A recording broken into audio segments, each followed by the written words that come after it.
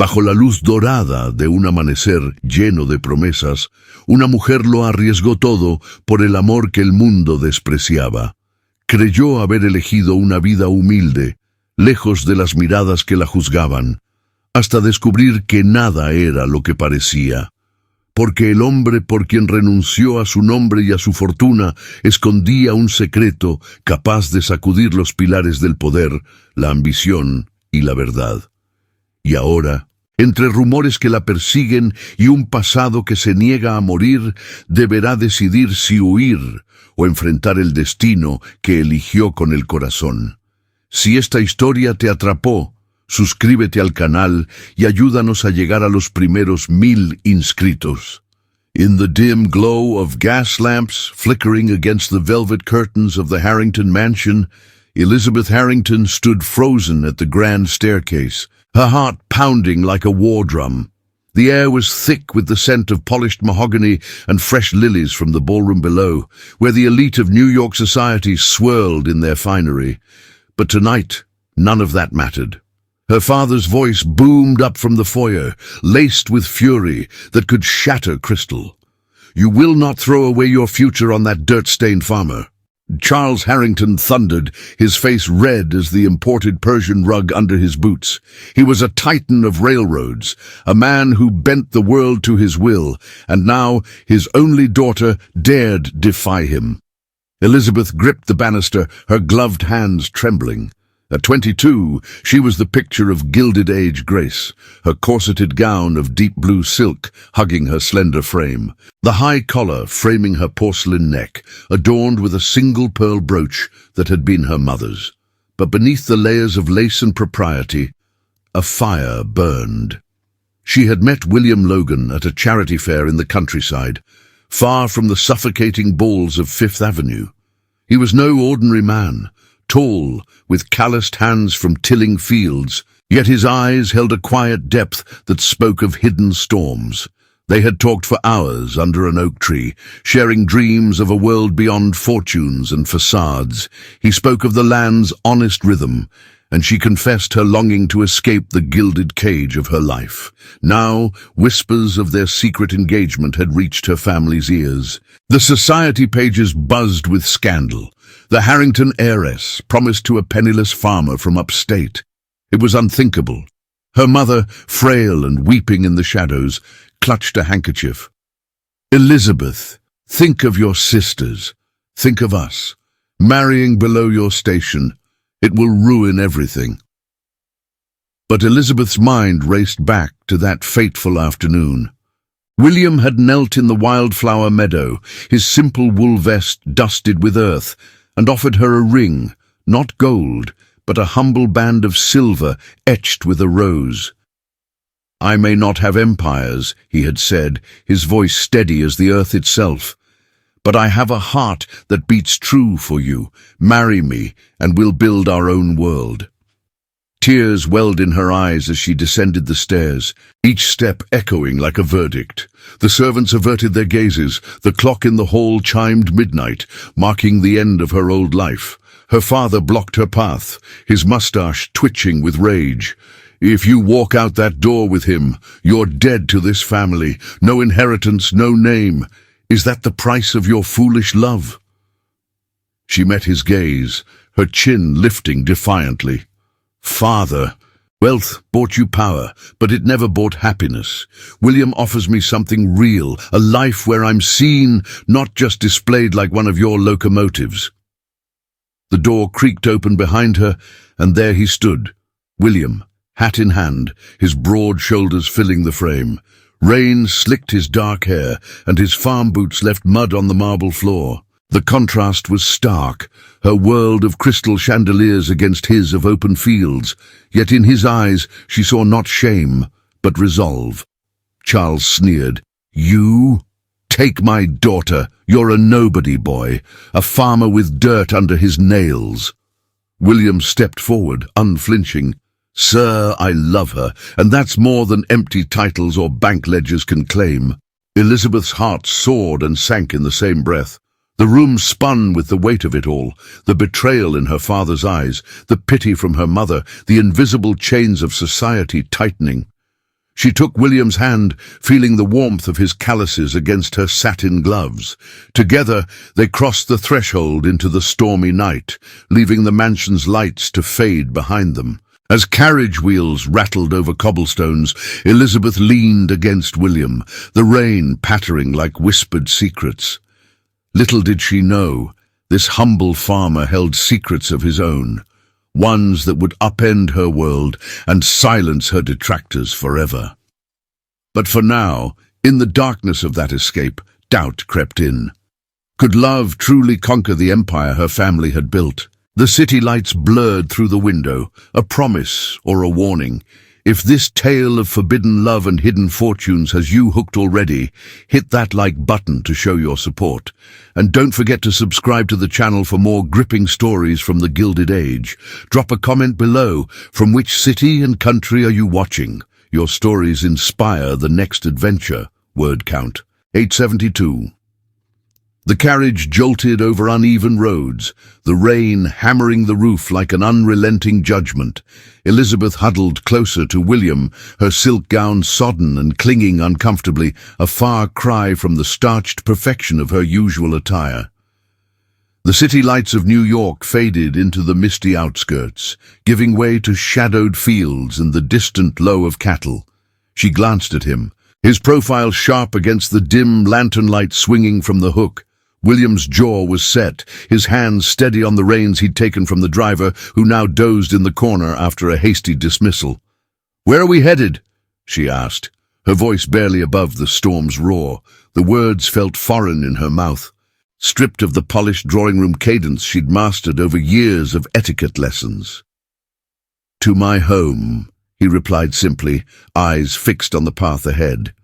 "Upstate, near the Hudson. It's not the grandeur you're used to, but it's honest ground." Honest. The word echoed her earlier defiance, yet now it stirred a knot in her stomach. What did she know of honest ground? Her world had been the Harrington estate on Fifth Avenue, a sprawling edifice of marble columns and gilded mirrors, where every meal was a performance and every conversation a veiled negotiation. Born into wealth forged from her father's railroad empire, Elizabeth had navigated salons filled with industrial barons and their wives, all draped in imported silks from Paris, their laughter tinkling like fine china. At 22, she was expected to secure an alliance that would expand the family holdings, perhaps to a Vanderbilt heir or a steel magnate's son. Love. That was a luxury for novels, not for heiresses. Yet here she was, fleeing it all for a man she'd met mere months ago at a rural charity fair. William Logan, 28, with soil-etched lines on his hands and a quiet laugh that cut through the pretense. He farmed a modest plot inherited from his late parents, or so he'd told her during their stolen afternoons. No grand lineage, no society connections, just the rhythm of seasons and the yield of the earth. Their meetings had been clandestine, picnics by the river where she'd shed her corset for freer breaths, listening as he spoke of crop rotations and the injustices of land barons squeezing smallholders. In turn, she'd shared fragments of her caged existence, the pressure to embody perfection, the endless teas where women gossiped about lineages like stock prices. As the carriage climbed a hill, the storm eased to a drizzle, revealing glimpses of rolling meadows. Elizabeth's mind wandered to the morning after her announcement. Her father, Charles Harrington, had been a force of nature in his youth, building tracks that spanned the continent, amassing a fortune that bought senators and silenced rivals. Now, at 55, his temper flared like overheated boilers. He'd paced the breakfast room that very day before the whispers turned to shouts, slamming his fist on the oak table laden with silver platters of eggs and kippers. "A farmer! Elizabeth, you're the jewel of this family. Your sisters look to you, young Clara at 16, dreaming of her debut, and little Margaret, barely out of the nursery. What message do you send them, throwing it away on some upstart with mud on his boots?" Her mother, Lydia, had intervened weakly from her chaise, her invalid's pallor accentuated by the lace cap framing her greying hair. At 48, she was a shadow of the vibrant woman who'd once hosted galas that lit up the social columns. Charles, perhaps a compromise. Send her to Europe for the season, let time cool this folly. But Elizabeth had stood firm, her heart a whirlwind. The family solicitor, Mr. Elias Thorne, a wiry man with spectacles perpetually slipping down his nose, had been summoned. He droned on about trusts and dowries, his voice a monotone buzz. "Miss Harrington, the entailment is ironclad. Defy this, and you forfeit all." Now, in the carriage's sway, those words haunted her. What of her sisters? Clara, with her wide-eyed innocence and love for piano recitals, idolized Elizabeth's poise. Margaret, the youngest at 10, trailed her like a shadow, begging for stories of balls and beaux. And her mother, how would Lydia fare without her eldest to manage the household's endless demands? The servants, too. Old Jenkins, the butler, who'd served since Elizabeth's birth, his arthritic hands polishing silver with quiet devotion. Would they be cast aside in the scandal's wake? William pulled the carriage to a halt at a crossroads, the horses snorting steam into the chill air. He turned to her, his dark eyes softening. "Elizabeth, if this is too much, I won't hold you to it. Turn back. Your family will forgive in time." She searched his face, seeing the faint scar above his brow, a remnant of some farm mishap he'd brushed off lightly. No. Turning back meant a life of calculated matches, of smiling through suitors who saw her as a ledger entry. "No," she said, placing her hand over his. "This is my choice." He nodded, a small smile breaking through, and urged the horses onward. The road narrowed, leading to a cluster of farmhouses bathed in moonlight, but as they crested the final rise, a lantern flickered from a distant barn, not William's, but another's. A figure emerged, cloaked against the rain, waving them down. William's expression tightened, his grip on the reins whitening his knuckles. "Stay inside," he murmured, leaping down. The man approached, his voice low and urgent, carrying on the wind. "Mr. Logan, sir, trouble at the mill. The owner's men are circling again. They say you've overstepped." Elizabeth's pulse quickened. Overstepped? What secrets did this humble life hold that even the night conspired to reveal? As William conferred in hushed tones, she peered out, the first whisper of deeper storms brewing beyond the horizon. The lantern's glow cut through the drizzle like a blade, illuminating the stranger's weathered face. Mr. Harlan, William's neighbor, a grizzled farmer in his 50s with a limp from an old harvest accident. His oilskin coat dripped steadily onto the muddy path, and his eyes darted toward the shadowed tree line as if expecting ghosts. William stood rigid, the rain tracing rivulets down his collar, while Elizabeth pressed against the carriage window, her breath fogging the glass. The horses shifted uneasily, their harnesses creaking. "Overstepped how?" William demanded, his voice low but edged with steel. He glanced back at the carriage, ensuring Elizabeth remained hidden. Harlan leaned in, water pooling at his boots. "The mill on the river, it's not just talk anymore. Mr. Vanderbilt's agents rode in at dusk, flashing deeds and eviction notices. They claim your land overlaps theirs, that you've been encroaching with that new irrigation ditch. Said if you don't sign over by dawn, they'll have the sheriff drag you out. But it's more than that, Will. They mentioned the Harrington name, like they know about her." Elizabeth's heart seized. Vanderbilt, the railroad and shipping colossus, whose empire clashed with her father's at every turn. Whispers in society drawing rooms often painted him as a ruthless expander, swallowing small farms like crumbs. How did her flight entwine with this? She strained to hear, but the wind swallowed the rest. William's shoulders tensed, a flicker of something unspoken crossing his features. Anger, perhaps, or calculation. "Keep watch on the place," William instructed Harlan finally. "I'll handle it. Tell the others to stay clear till morning." Harlan nodded grimly and melted back into the night, his lantern bobbing like a will-o'-the-wisp. William climbed aboard, his face a mask as he snapped the reins. The carriage lurched forward, silence stretching taut between them. Elizabeth could bear it no longer. What was that about? Vanderbilt's men? And my name? How do they know? He exhaled sharply, navigating a rutted bend. "It's complicated, Elizabeth. My farm. It's not as simple as I let on. The land's been in disputes for years.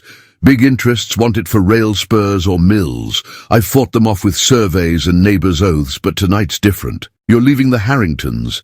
It stirred the pot.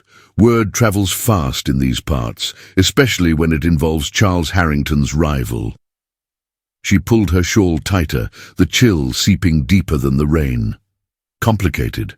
Their stolen moments under oaks and by streams had painted him as a steadfast soul, unburdened by the city's machinations. Now, shadows loomed. "You should have told me. If this marriage drags you into ruin—" "No!" His tone brooked no argument. "I chose this path long before you. The farm's my stand against men like Vanderbilt, who treat the earth like a ledger. But marrying you, it paints a target. They'll use it to discredit me, say I'm after your dowry to bolster my claim." The words landed like stones. Her dowry, the very chain her father wielded. In fleeing, had she merely traded one cage for another? Dawn broke grey and sodden as they crested the final hill, revealing William's homestead, a sturdy white clapboard house flanked by a red barn, fields stretching to the Hudson's misty bend. Smoke curled from the chimney, his sister perhaps, tending the fire. But no welcoming light. Instead, 3 riders on horseback waited at the gate, their silhouettes ominous against the paling sky. Vanderbilt's men, no doubt, badges glinting on their vests. William halted the carriage yards away, his hand finding hers in the dim interior. "Stay here. Let me face them." He dismounted, striding forward with purposeful calm. Elizabeth watched, pulse thundering, as the leader, a burly man with a waxed moustache and a star pinned to his lapel, dismounted and thrust a sheaf of papers forward. "Logan, we've come for your signature. This land's been surveyed proper. Sign, and you walk away with a fair price. Refuse, and it's the law's way." William scanned the documents, his expression unchanging. "These boundaries are forged. My deed's from 1862, filed in Albany. You know it." The man smirked, glancing toward the carriage. "Aye, but word is you've got Harrington backing now. That changes things. Her pa's no friend to Vanderbilt, but maybe you're playing both sides. Marry the girl, claim her wealth. It's a scheme, plain. Sign or we'll haul you in for fraud." Fraud. The accusation twisted like a knife. Elizabeth's hands clenched her skirts. This was the rupture. Her love, once a private rebellion, now a public weapon. Society's eyes, even here in the countryside, turned prying. If news reached New York, her family would seize it. Proof she was duped by a schemer, her reputation shredded beyond repair. No return, no mercy. William's voice rose, steady as plough furrows. "I'm no schemer. Elizabeth's here by choice, not coin. Take your papers and go. I'll fight this in court if need be." The leader laughed, cold and mocking. "Court? With what? Your calloused hands? She's out of her depth, boy. Send her back to her silks before you both drown." Elizabeth could stay silent no longer. She pushed open the door, stepping down into the mud that soiled her hem. The men stared, surprise rippling across their faces. She lifted her chin, drawing on years of ballroom poise. "Gentlemen, I am Elizabeth Harrington, and I stand with Mr. Logan. Whatever grudge Vanderbilt holds, it ends here. Leave my future husband in peace." The word, husband, hung in the air, a gauntlet thrown. The riders exchanged glances. Then the leader spat tobacco juice into the dirt. Future husband, bold words for a runaway. But mark this, Vanderbilt, don't forget slights. You'll both regret it. They mounted and rode off, dust kicking up in their wake. William turned to her, eyes wide with a mix of awe and worry. You didn't have to. I did. She met his gaze, the weight settling. This was the call, no half measures. Their union, once whispered vows, now demanded action. But as they entered the house, a letter waited on the mantel, sealed with her father's crest. Trembling, she broke it open. Daughter, it read in Charles's slashing script, return at once, or face disinheritance. Society whispers of deceit. Choose wisely before it's too late. The choice crystallized. Defy and lose all, or yield and lose him. The Hudson murmured beyond the window, a river of no return. What fresh tempests awaited in this new world of deeds and debts? The sun climbed high over the Hudson Valley, casting a golden haze on the dew-kissed fields that stretched beyond William's modest farmhouse. Elizabeth awoke to the scent of fresh bread baking and the distant clang of a blacksmith's hammer, sounds so alien to the muffled clatter of Fifth Avenue carriages. She dressed in a simple muslin gown borrowed from William's sister Eliza, a sturdy woman of 25 with flour-dusted apron and kind, weathered eyes. The fabric hung loose without the rigid corset, allowing breaths that felt like freedom, though the hem dragged in the dust as she stepped onto the porch. William was already at work, mending a fence near the barn, his shirt sleeves rolled to reveal sun-browned forearms etched with the scars of labor. He glanced up, offering a nod that warmed her more than the morning light. Eliza's prepared breakfast. Then, if you're able, we'll head to the village. The pastor's hosting a gathering at the church hall, neighbors sharing news, trading goods. It's not a ballroom, but it's our way. Elizabeth nodded, her fingers twisting the silver rose ring on her hand, the one he'd given her under the oak. It felt heavier now, a talisman against the uncertainties swirling since the rider's departure yesterday. The letter from her father burned in her pocket, its words a silent accusation. She pushed it down, focusing on the day ahead. This was her new world. Not salons of crystal and silk, but wooden halls and honest faces. By midday, they arrived in the village of Hudson Bend, a cluster of clappered shops and white-steepled church overlooking the river. Wagons lined the dirt street, laden with eggs, preserves, and bolts of homespun cloth. Women in calico dresses and bonnets chatted by the pump, their laughter carrying on the breeze, while men in suspenders bartered over tools. Elizabeth smoothed her skirt, acutely aware of her city pallor and the faint scent of lavender soap that marked her as an outsider. William guided her inside the hall, his hand brushing her elbow, a fleeting touch that steadied her racing pulse. The room buzzed with about 24 souls, farmers, shopkeepers, a few widows from nearby plots. Tables groaned under pies, cheeses, and jars of cider. Pastor Elias, a bespectacled man in his 60s with a voice like rolling thunder, greeted them at the door. William Logan, good to see you. And this. His eyes lingered on Elizabeth, curiosity sharpening his gaze. Miss Elizabeth Harrington, William said evenly, his chin lifting. My intended. Murmurs rippled through the crowd like wind over wheat. Elizabeth felt eyes upon her, the fine weave of her gown, the pearl brooch pinned at her collar, a relic from her mother's collection that she'd clutched during the carriage ride. It caught the light, drawing stares. A cluster of women near the hearth paused their knitting, whispers threading between them. Harrington? As in the Railroad King? One muttered, loud enough to carry. What's she doing here? Wed to a farmer? William led her to a bench by the window, where Eliza joined them, her cheeks flushed from the oven's heat.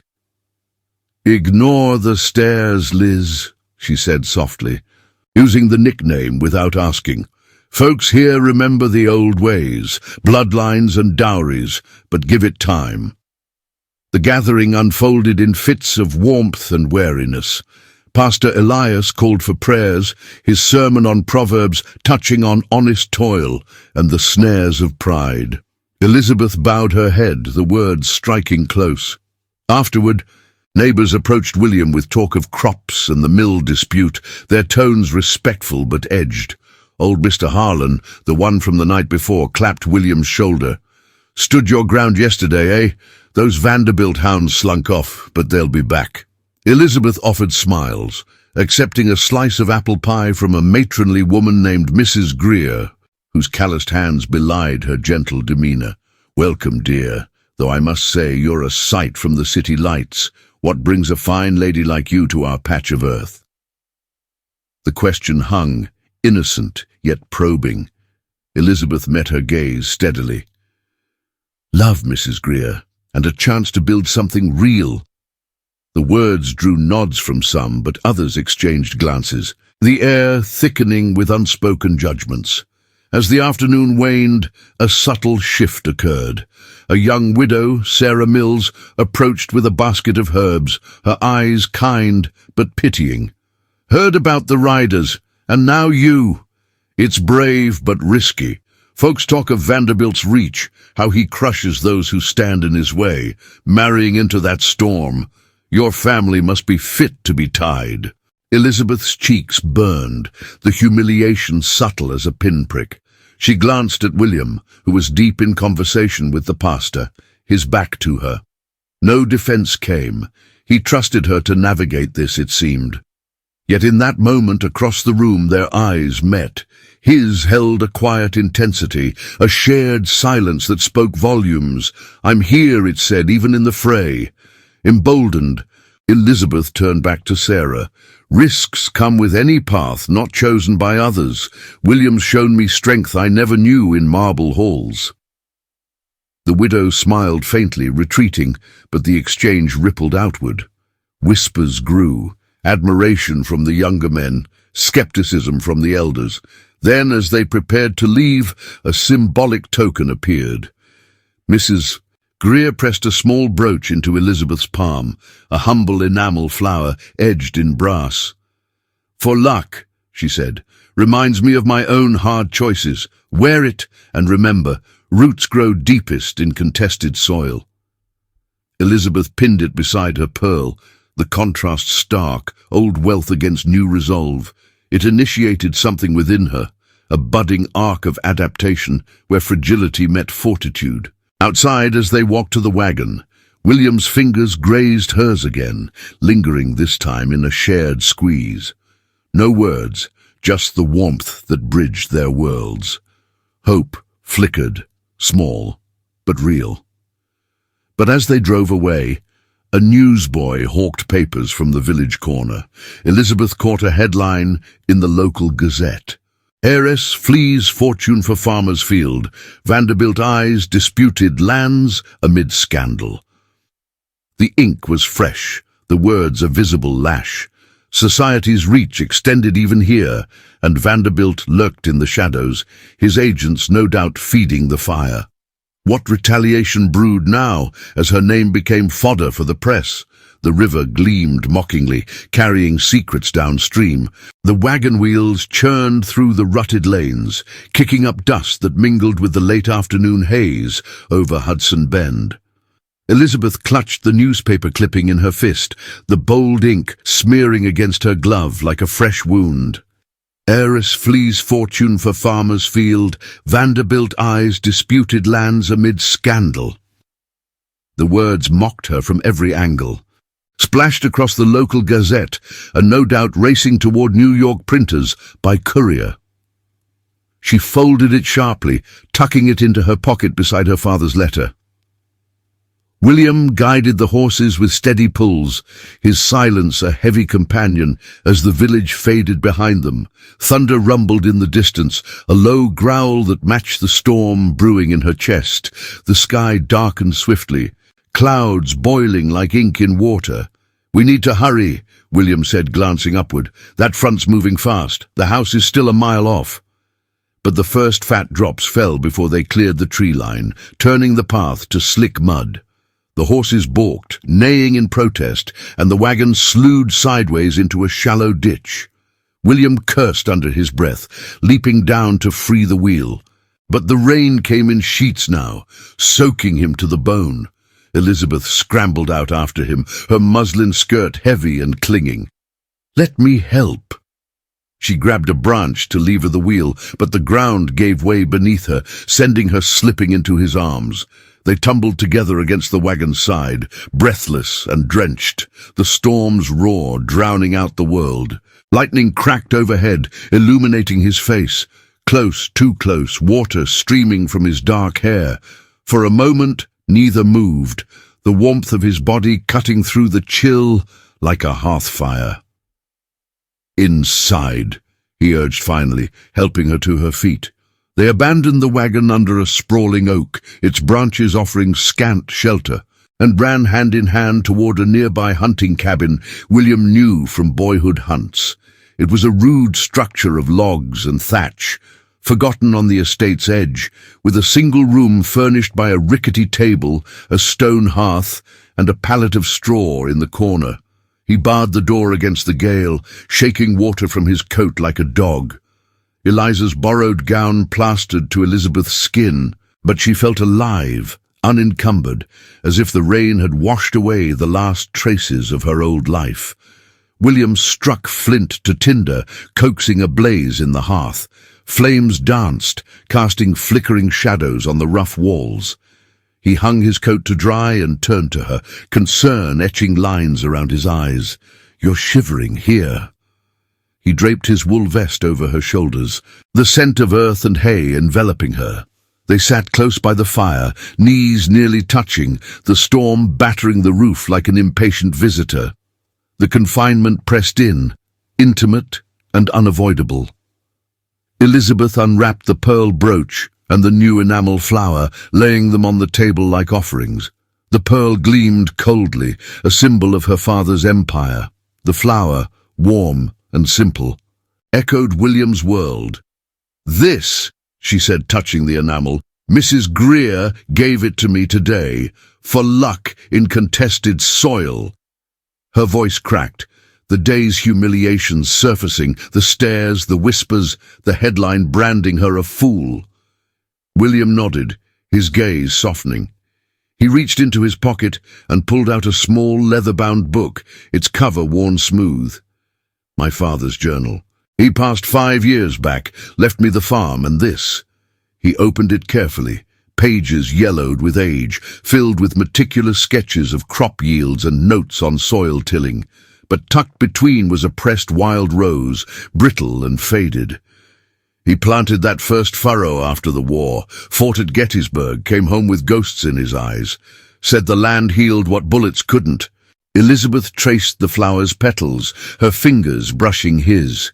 The anchor of the moment pulled at her, bearing layers long hidden. My mother. She was like that once, vibrant, hosting salons where ideas flowed like champagne. But father's railroads consumed him, and she faded. Illness, they said, but it was the endless striving. Tears welled, hot against the fire's glow. I was 10 when she first took to her bed. Clara and Margaret needed me then, and I became the perfect daughter to spare them pain.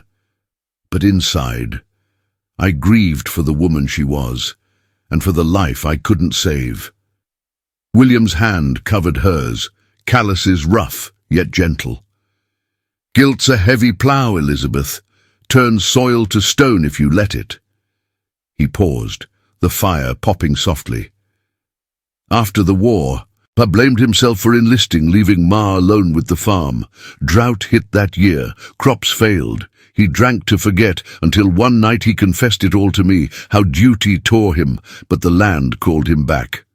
"Fight for what's yours," he wrote here, "but never alone." His voice thickened, revealing the boy who'd buried his father under that same oak, vowing to honor the fight. In the firelight, barriers crumbled. She leaned closer, their shoulders touching, a tacit promise in the shared warmth. No grand vows, just the quiet vow of endurance. "You've carried this alone," she whispered.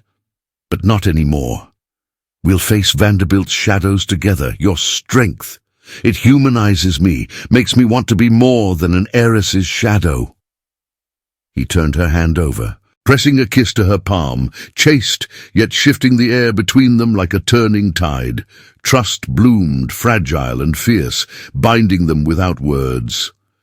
The storm raged on outside, but inside, a fragile peace settled. Hours later, as the rain eased to a patter, a knock shattered the quiet. William rose warily, cracking the door. A sodden messenger boy thrust a sealed envelope forward, his face pale. "For Mr. Logan, from the village post. Urgent, sir." William took it, the wax stamped with a Vanderbilt crest. He broke the seal, scanning the contents. His face drained of color. "What is it?" Elizabeth asked, rising. "A summons," he said grimly. "Vanderbilt's envoy arrives at dawn, demands a meeting on the disputed land.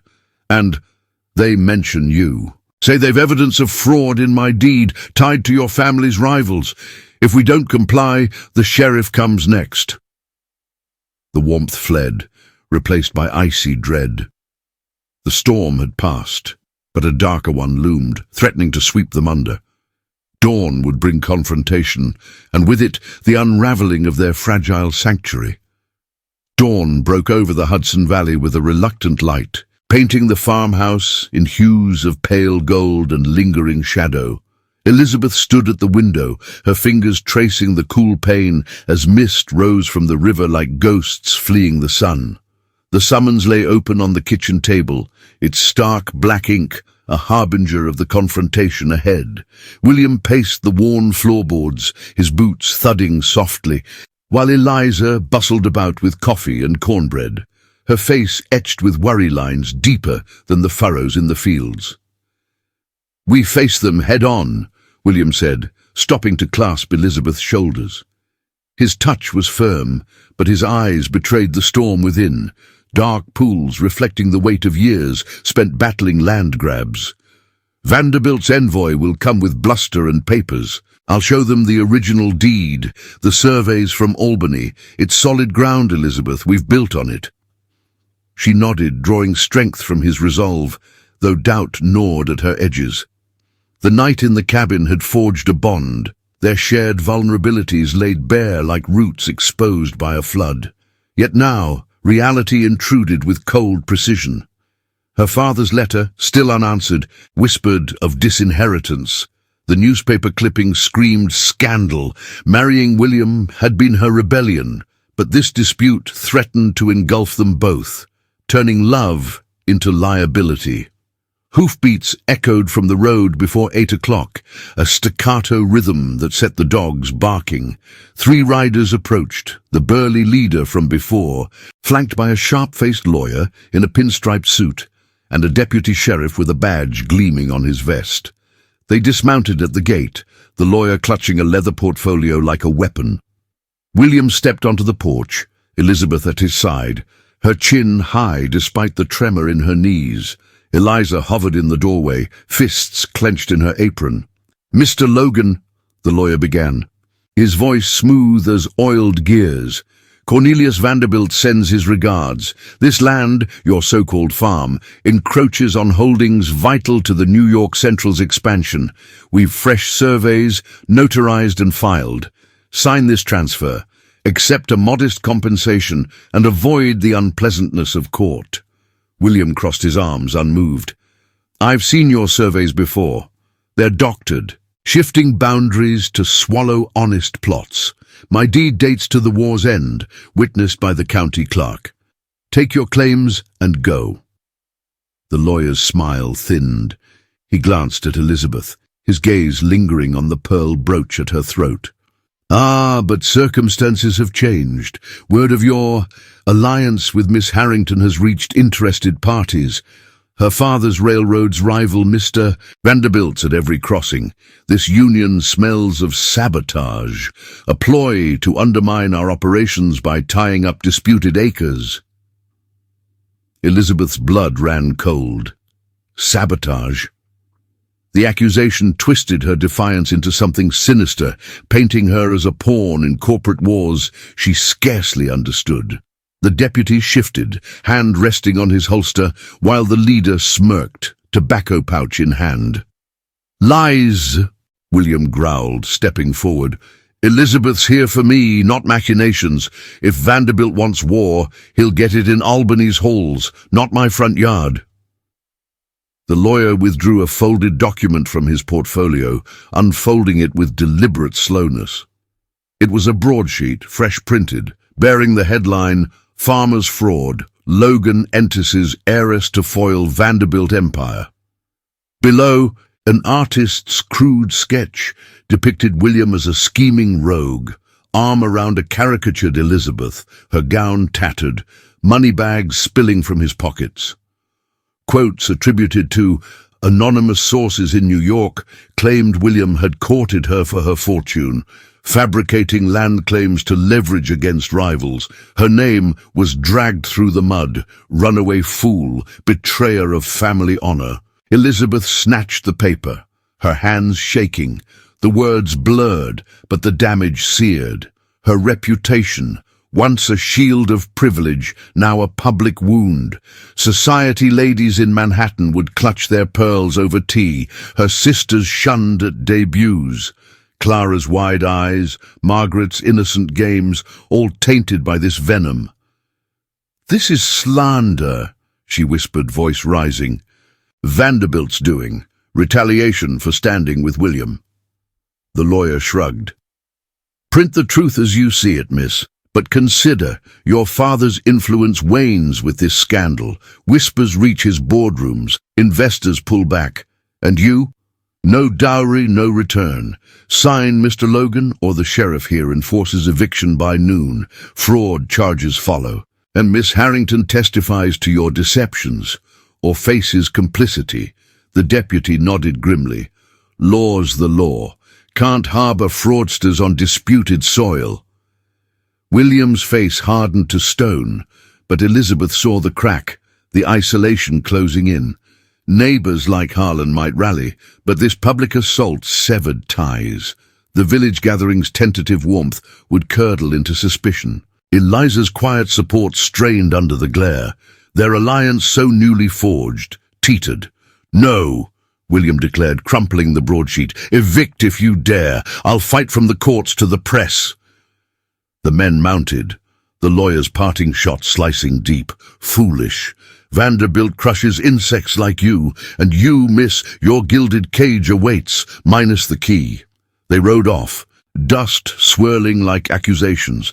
Silence fell, heavy as chains. Eliza retreated inside, murmuring prayers, while Elizabeth turned to William, tears stinging. "They've poisoned everything. My name. It's a weapon now. Father will use this to drag me back. Say you duped me." He pulled her close, but the embrace felt fractured, trust frayed by the onslaught. "We'll weather it, together." Yet as the sun climbed, a carriage rattled up the drive, not Vanderbilt's but bearing the Harrington crest. Her father's man of business, Mr. Thorne, alighted, spectacles glinting. "Miss Elizabeth, your father demands your return. This farce ends. The scandal spreads. Your sisters suffer. Come now or lose all claim." The ultimatum landed like a blow. Elizabeth glanced at William, the man whose hidden depths she'd glimpsed in the cabin's firelight. But the point of no return loomed. Stay and embrace exile from her world. Go and shatter his. Her hand slipped from his, the silver rose ring cold against her skin. The farmhouse, once sanctuary, now a battlefield. What fracture would the day demand? The carriage door swung open with a creak that echoed like a judge's gavel, and Mr. Thorne stepped out, his black frock coat impeccable despite the dusty road. His spectacles caught the midday sun, flashing like warning signals as he adjusted his grip on a leather satchel. Elizabeth's breath caught, the farmhouse's sturdy walls suddenly feeling like paper against the tide of her past crashing in. William stood beside her, his stance unyielding, but she saw the flicker in his jaw, The man who'd shared his father's journal by firelight now braced for another siege. "Miss Harrington," Thorne intoned, his voice clipped and formal, as if reciting from a ledger. "Your father insists. The scandal has reached the clubhouses and boardrooms. Investors murmur, alliances fray. Return with me now, and he may yet temper the disinheritance. This entanglement with Mr. Logan only hastens ruin for all." Elizabeth's hand tightened on the porch rail, splinters biting through her glove. The ultimatum hung heavy, laced with the invisible threats to Clara and Margaret. Her sister's futures bartered like railroad stocks, but yielding meant betraying the trust forged in the storm's shelter, the quiet revelations that had peeled back William's guarded layers. No, she thought, straightening her spine, this was her stand.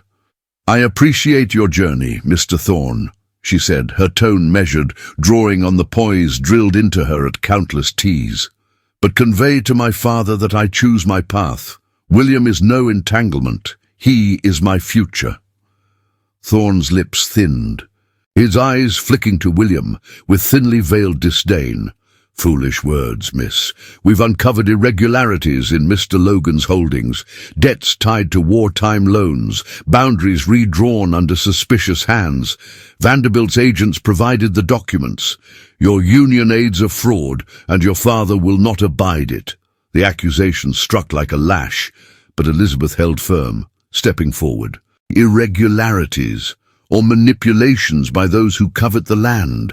I will not be a pawn in such games." She turned to William, her gaze locking with his, a silent plea for truth amid the chaos. He nodded imperceptibly, the guilt she'd sensed in his silences now surfacing as resolve. Thorne sighed, withdrawing a folded letter from his satchel. "Read this, then decide." He handed it over, the Harrington seal unbroken, and remounted his carriage without another word. The wheels churned away, leaving dust devils swirling in their wake. Elizabeth broke the seal, her hand steady despite the tremor within. Charles's script was furious, detailing alleged proofs. A wartime ledger showing William's father defaulting on loans secured by the farm. A portrait sketch from an old Albany file depicting the Logans as opportunistic claimants post-Gettysburg. "He marries you for leverage," it warned. "Vanderbilt exposes the plot. Your lover's family scheme to inflate claims against my rivals. Return or join their deceit." She crumpled the paper, fire rising in her chest. Not anger at William, but at the web spun around them. Vanderbilt's empire. Her father's counterstrikes, both using her as bait. "Is any of this true?" she asked William, voice low as they retreated inside. Eliza hovered by the hearth, her face pale. William exhaled, rubbing the scar above his brow. "Partial truths, twisted like vines. Pa did borrow after the war. Crops failed, debts mounted. But we paid in labor, not land. The portrait, a forgery likely. My father was no schemer, just a survivor." He moved to a locked chest in the corner, key turning with a click. From it, he drew a bundle, yellowed letters tied with twine, a small ledger in his father's hand, and a faded testimony from a long-deceased neighbor, sworn before a notary in 1865. "See here," he said, spreading them on the table. The ledger detailed honest payments, grain bartered, fences mended as collateral. One letter from an Albany clerk affirmed the deed's validity, boundaries unchanged since the war's end. The testimony described Vanderbilt's early agents pressuring smallholders, redrawing maps to seize riverfront for rail lines. "They've hounded us for years," William continued, his voice rough with old wounds. "Pa's coldness you sensed. It was duty to shield us from this. I hid it to spare you the filth of their games." Elizabeth traced the ink, the proof stacking like stones in a wall against the lies. Relief flooded her, reframing him, not distant, but burdened by legacy's chains. She placed her hand over his, the touch igniting a spark of hope. "Then we expose it. not in whispers, but publicly. I'll write to the press, my voice as a Harrington carries weight. Peak of hope crested. As they labored together that afternoon, Elizabeth's pen flying across stationery borrowed from Eliza. She drafted a letter to the New York Herald, denouncing Vanderbilt's sabotage, the forged surveys, the scandalous broadsheets, the exploitation of her name to bully honest folk. I stand with William Logan, she wrote, not as a pawn, but as a partner against greed that devours the land and lives alike. William added details from the ledger, his testimony bolstering hers. Sealed and dispatched by courier to the village post by dusk, it felt like a declaration of war, her agency blooming, altering perceptions from runaway to resolute. Eliza beamed, serving stew with a rare smile. You've got fire, Liz, like Ma once did. The meal warmed them, trust deepening in shared glances, a reapproximation born of alliance over ardor.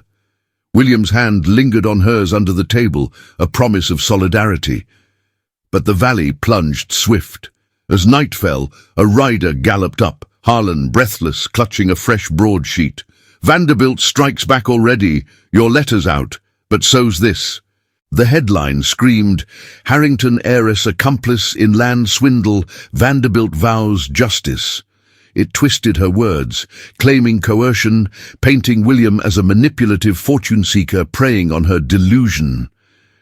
Anonymous quotes from family sources decried her as ungrateful, her sister's futures sacrificed to folly. Worse, it threatened legal action. Eviction hearings set for the morrow, with Vanderbilt's lawyers summoning witnesses to Albany. Indignation boiled against the tycoon's ruthless machine, grinding lives for profit, exploiting even a woman's choice. Elizabeth's fists clenched. The public devoured such venom, neighbors' tentative trust eroding. William's face darkened, the threat greater now, encroaching on courts and columns. Yet in the lantern's glow, she met his eyes. We go to Albany. Face them there. He nodded, the bond stealing. A summons arrived by dawn's post. The county assembly, a public forum of landowners and officials, convened urgently at the State House. Vanderbilt's ploy or theirs. The decisive clash loomed, where truths would clash like thunder. The carriage rattled northward along the rutted turnpike. The Hudson River, a silver thread glinting to their left under the midday sun. Elizabeth sat beside William, her hand clasped in his, the proofs bundled in a satchel at her feet. The ledger, letters and testimony that could shatter the lies. Eliza had seen them off at dawn, with a hug and a whispered prayer, her eyes bright with unaccustomed hope. But tension coiled in Elizabeth's chest like a spring. The Albany Assembly loomed, a grand hall packed with landowners, officials, and Vanderbilt's proxies, all under the guise of resolving land disputes. Whispers in the village had painted it as neutral ground, yet she knew better. Vanderbilt's influence snaked through statehouses like rail lines. William squeezed her hand, his voice low. We've the truth on our side. That's more than their gold can buy. She nodded, but doubt flickered. The broadsheet's venom still stung, twisting her choice into complicity. Society's eyes, from New York salons to rural taverns, now judged her not as a defiant heiress, but a deluded accomplice. Clara's letters, smuggled via Harlan, pleaded for her return. Margaret's childish scrawl begged for stories. Even her mother had sent a note, frail words laced with fear. Yet turning back meant surrendering the man who'd shown her vulnerability's strength, the firelit confessions that bound them deeper than any vow. Albany's spires rose by afternoon, the State House a stern edifice of granite and columns, buzzing with arrivals. Wagons and hacks disgorged farmers in wool vests, merchants in broadcloth, and officials in starched collars. Elizabeth smoothed her gown, a modest grey wool from Eliza's mending, paired with the enamel flower brooch for resolve. No silks today. This was battle attire. William, in his best linen shirt and suspenders, cut a figure of quiet authority. his calloused hands a testament to the earth he defended. They entered the assembly chamber, a vaulted room thick with pipe smoke and murmurs. Benches filled with 200 souls, grizzled smallholders like Harlan, who nodded from the front row, slick lawyers flanking a podium, and in the shadows, Vanderbilt's envoy, the sharp-faced attorney from the farm, flanked by 2 bought witnesses, burly men with shifty eyes. No Vanderbilt himself, but his presence loomed in the dossier they clutched, a leather folder bulging with evidence. The moderator, a portly judge with a walrus mustache, called order. "We convene to adjudicate boundary claims on Hudson Valley properties. Mr. Vanderbilt's representatives first." The attorney strode forward, voice booming. "Gentlemen and ladies present, this is no mere dispute. William Logan, aided by Miss Elizabeth Harrington, perpetrates fraud to thwart New York's central expansion." He flung open the dossier, projecting sketches and ledgers onto an easel. "See here. Logan's deed, forged post-war.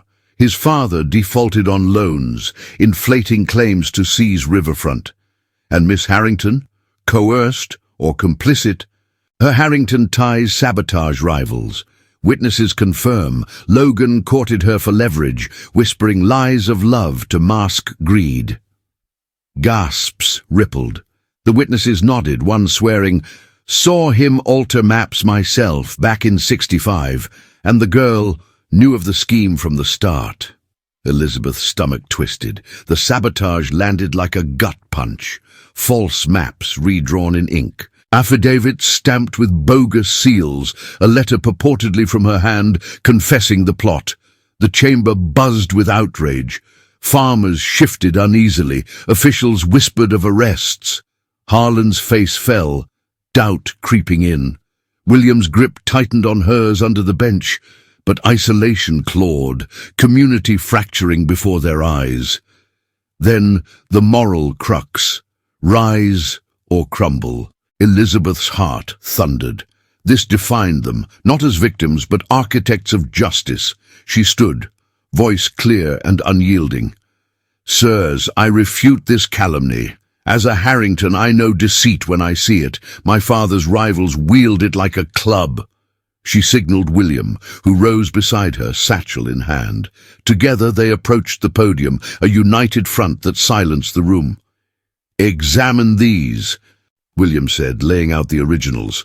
The judge leaned in, the chamber holding breath. Elizabeth continued, her words a strategic volley. "Vanderbilt's dossier twists truths. My intended's father paid debts in toil, not trickery. This ledger proves it. Grain tallies, neighbor oaths, and this testimony from 1865 details Vanderbilt's agents pressuring smallholders, redrawing boundaries for rails. I came to William for love, not schemes. Accuse us, and you indict greed that devours honest lives." Murmurs turned to stirs. Harlan stood, voice gruff. "Logan's true. I signed that testimony myself. Saw Vanderbilt's men burn barns to force sales." A widow from the village rose next, clutching her shawl. "They took my husband's plot same way. Logan's fought for us all." The tide shifted. The attorney blustered, demanding the witnesses speak, but cracks showed. One stammered, sweat beading, the other averting eyes. Elizabeth pressed, calm as steel. "Who paid you? Vanderbilt's gold or conscience?" The first cracked under the judge's glare, confessing bribes, $50 each with threats of eviction if they refused. Outrage erupted. The judge banged his gavel. "Fraud upon this assembly. Vanderbilt's claims dismissed. Logan's deed upheld. Charges against him and Miss Harrington dropped." Cheers swelled from the farmers. Merchants nodded approval. The attorney slunk away, dossier clutched like defeat, his bought men hauled by deputies. Vanderbilt's empire, exposed in public glare, reeled, whispers of investigations rippling outward, his reputation scarred by the very tactics he'd wielded. Elizabeth turned to William amid the clamor, the community reframing her. No longer the humiliated runaway, but a respected voice, her poise earning nods from elders, smiles from women who'd once whispered. Harlan clasped William's shoulder. The widow pressed a handkerchief in thanks. Victory surged, cathartica, euphoric, as the weight lifted, justice a balm on wounds. If this twist has you cheering for Elizabeth and William, smash that like button. You're rooting for underdogs who win.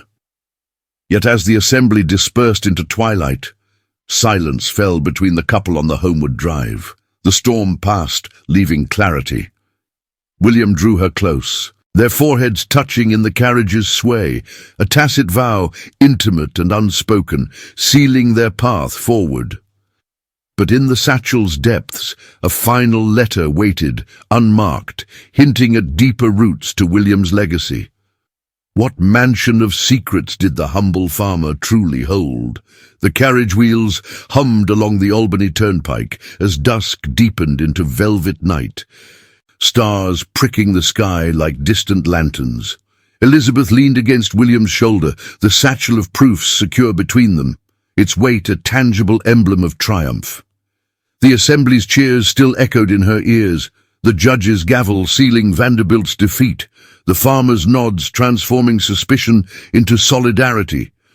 Yet peace felt tentative, like the first calm after a gale. She glanced at the unmarked letter tucked in the satchel's fold, its plain wax seal unbroken, a mystery for another hour. William's hand found hers, calluses a reassuring rasp against her palm. "It's over," he murmured, his voice carrying the quiet authority she'd come to cherish. The judge's ruling stands. Vanderbilt's claims crumble. No eviction, no charges. His lawyers slink back to New York with tails tucked.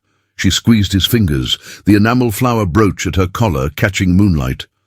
"And my father, the scandal's poison lingers." He nodded, gaze fixed on the road ahead. "Thorne's carriage waits in Albany still. He'll carry word, the Harrington name vindicated, not sullied. Charles can't disinherit without cause now.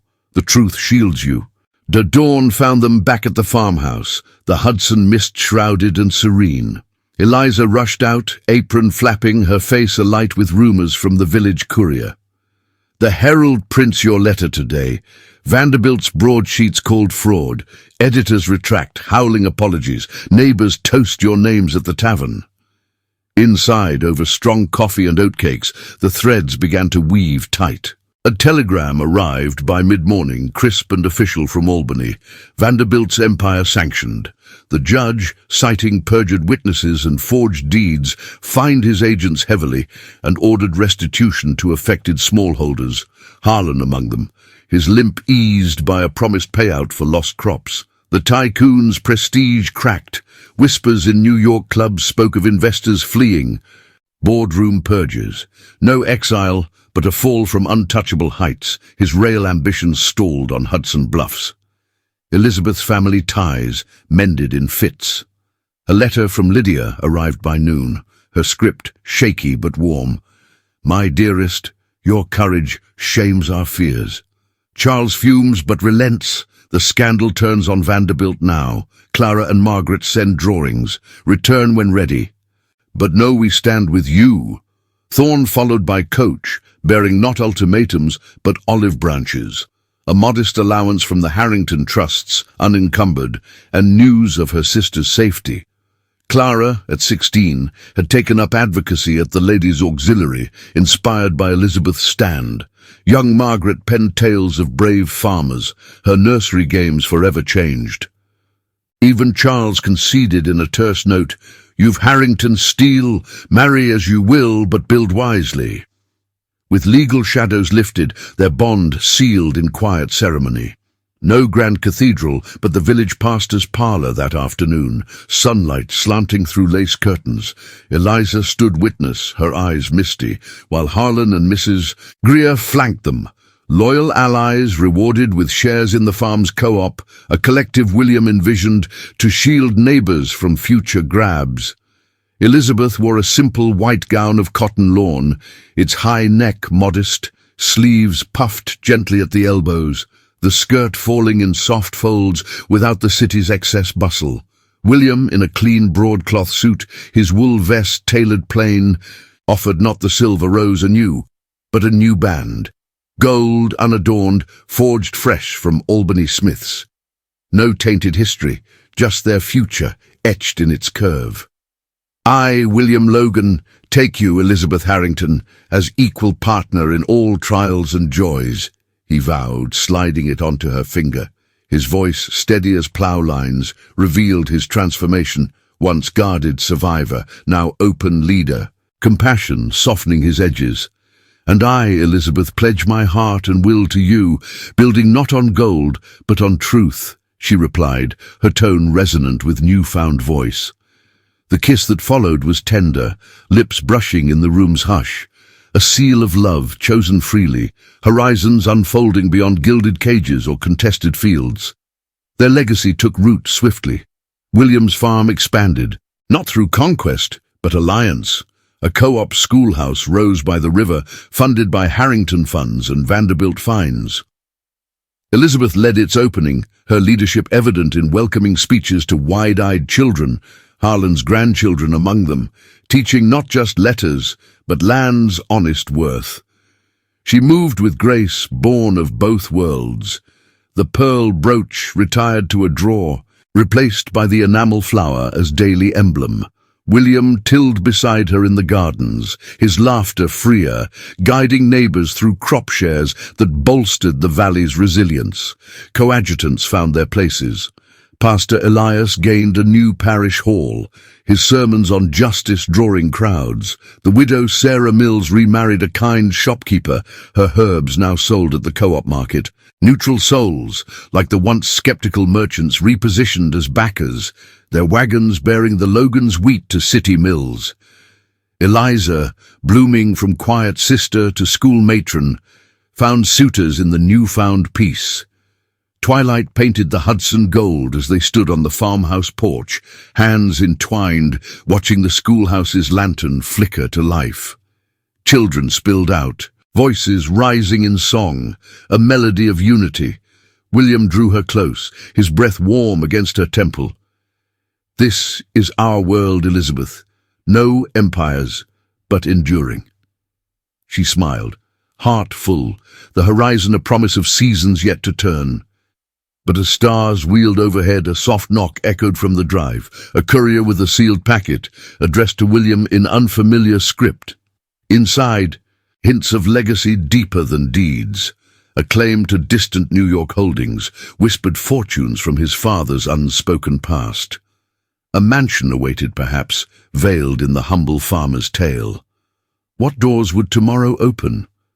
If this heartwarming resolution has you smiling, subscribe to the channel now so you don't miss another thrilling Gilded Age tale. 10 years had woven their quiet magic over the Hudson Valley, turning the once battled fields into thriving expanses of golden wheat and apple orchards heavy with fruit. The farmhouse stood prouder now, its clapboard walls expanded with a wraparound porch where Elizabeth often sat in the late afternoons, her hands busy with mending or a book of poetry. The enamel flower brooch still pinned at her collar like a faithful sentinel. At 32, the lines around her eyes spoke of laughter shared and burdens lifted, her once city pallor softened by sun and soil into a warm glow. William, nearing 40, moved with the easy strength of a man at peace with his labors, his dark hair threaded with silver at the temples, the scar above his brow a faint reminder of storms long weathered. Their marriage, sealed in that simple pastor's parlor, had bloomed into a partnership as enduring as the river that bordered their lands. No grand estates or society galas marked their days, but quiet rituals, morning walks along the furrows, evenings by the hearth where William read from his father's journal, now added to with their own notes on the co-op's successes. Love had not faded, it deepened, like roots delving further into fertile earth. In the nights when the children slept, they would lie entwined under quilts stitched by Eliza, whispering of the trials that forged them, Vanderbilt's shadows, her father's fury, and how those fires refined rather than consumed. The packet from that fateful twilight, delivered by the unmarked courier, had unveiled William's hidden legacy. His father, the war-weary survivor, had not been penniless after all. A modest inheritance from a distant uncle in New York City, a brownstone mansion on the outskirts of Manhattan, overlooked amid wartime chaos, had lain dormant, its title buried in dusty ledgers. No vast fortune, but enough to secure their future without compromising the farm's honest heart. They had journeyed there once, a year after the wedding, Elizabeth's breath catching at the sight of its ivy-clad facade, gas lamps flickering in the iron sconces. "It's yours," William had said, key in hand. "Ours if you wish." But they chose legacy over luxury, renting it to a widowed schoolteacher who filled its rooms with young voices, the proceeds funding scholarships at their Valley schoolhouse. The school had grown into a beacon, its stone walls echoing with lessons on history, arithmetic, and the dignity of toil. Elizabeth led it still, her voice carrying the poise of drawing rooms tempered by field wisdom. Dozens of children, Harlan's grandchildren among them, learned under her guidance, their slates filled with dreams unbound by class. The co-op flourished, a network of farms shielding neighbors from tycoons' grasps, its market stalls brimming with preserves and woolens that reached even New York tables. William oversaw the fields, his leadership marked by fairness, shares divided equally, disputes settled around kitchen tables rather than courtrooms. Family ties, once frayed, had mended in time's gentle weave. Charles Harrington, now in his 60s, had softened like iron cooled from the forge.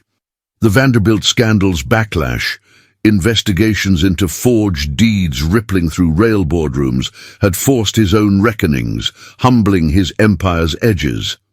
He visited twice yearly, arriving by private coach with trunks of books for the school and toys for the grandchildren. "You were right, daughter," he admitted once, mustache twitching as he watched William mend a fence. "Wealth builds tracks, but heart builds homes." Lydia, her health restored by quieter days, joined him, her frail hands now steady as she embroidered samplers for the children.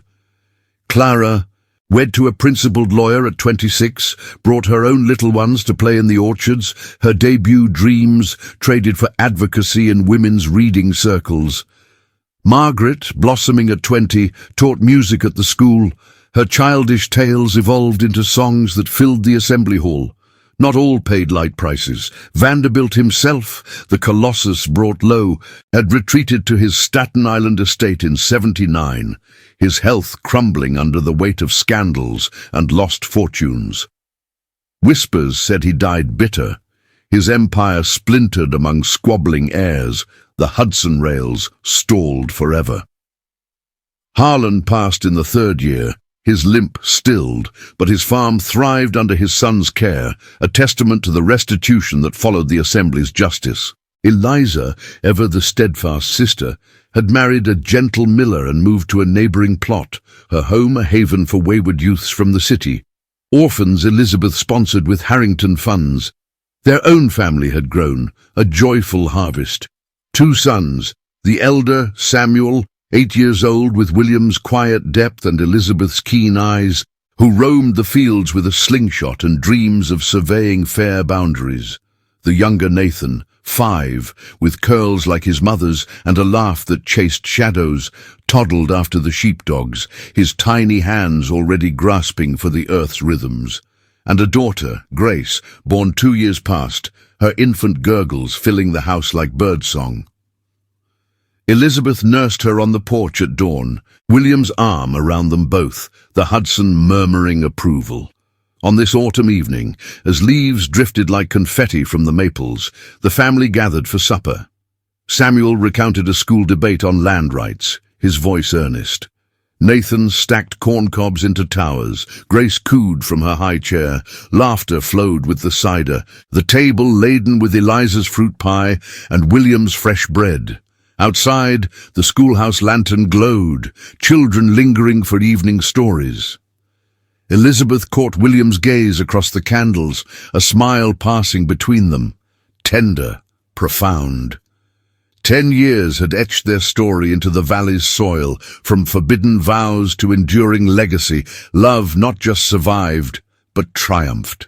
The mansion in New York stood empty now, a summer retreat they rarely claimed, its rooms echoing with visits from Clara's brood. Here, in this humble heartland, they had built true. As stars wheeled above, Elizabeth rose to clear the plates, her silver rose ring glinting beside the gold band. The past's tempests were memories, faded as old broadsheets. Their horizons stretched wide, rich with promise, a life woven from defiance and devotion. As the final notes of Grace's lullaby faded into the hush of the farmhouse, Elizabeth closed the book of poetry, her fingers lingering on the worn cover. 10 years had transformed not just the valley, but the very essence of who she had become, a woman no longer defined by marble halls or whispered scandals, but by the steady pulse of soil and seasons. William rose from his chair by the hearth, extinguishing the lantern with a gentle puff, his silhouette strong against the fire's dying embers. He crossed the room in 3 strides, pulling her into an embrace that still sent a quiet thrill through her, as if they were stealing moments under that long-ago oak. Their life here was a testament to choices forged in fire. The co-op had swelled to encompass neighboring plots, a bulwark against the grasping hands of new industrialists who eyed the Hudson's bends. Samuel now apprenticed with the surveyor from Albany, mapping fair lines that honored every claim. Nathan chased fireflies in the orchards, his laughter a balm for the old wounds of doubt. Grace, with her mother's keen gaze, already sketched wildflowers in a notebook, dreaming of the schoolhouse's next wing. And beyond the fields, that New York mansion waited, not as a cage of excess, but a bridge to the world they'd once fled. They summered there now, introducing the children to the city's hum, where Clara's family gathered for picnics in Central Park. And even Charles, grandfather now, his bluster softened to gruff affection, shared tales of railroads tamed by time, yet victories carried echoes. Vanderbilt's fall had rippled far, inspiring reformist pamphlets that decried land barons' tyranny, with Elizabeth's name cited in footnotes as a quiet catalyst.